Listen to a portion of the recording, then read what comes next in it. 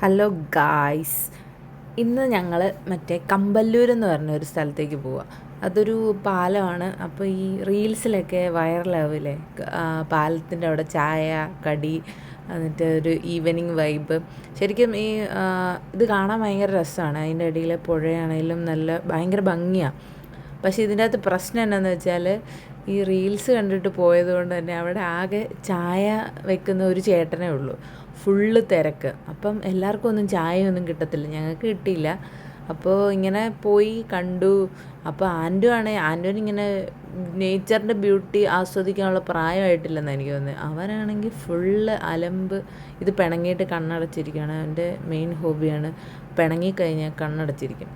അപ്പോൾ പിന്നെ പപ്പയും മമ്മിയാണേലും ഇവരെന്ത് തേങ്ങ കാണാനാണ് ഇവിടെ വന്നേന്നൊരു മൈൻഡാണ്.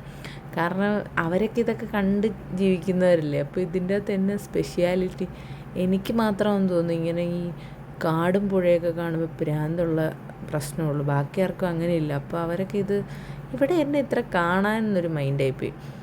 അതുകൊണ്ട് അങ്ങനെ വന്നു. വീഡിയോ കാണുന്നതല്ല, ഫുൾ തിരക്ക്. അങ്ങനെ ഞങ്ങൾ പയ്യെ അവിടെ ചുറ്റിത്തിരിഞ്ഞ് നിന്നിട്ട് വേഗം തന്നെ വീട്ടിലേക്ക് പോയി. അപ്പോൾ അത്രേ ഉള്ളൂ ഗായ്സ്, ബൈ. അപ്പോൾ ആർക്കെങ്കിലും വീഡിയോ ഒക്കെ ഇഷ്ടപ്പെട്ടാൽ ലൈക്ക് ചെയ്യുക, കമൻറ്റ് ചെയ്യുക, സബ്സ്ക്രൈബ് ചെയ്യുക. Tata, bye bye.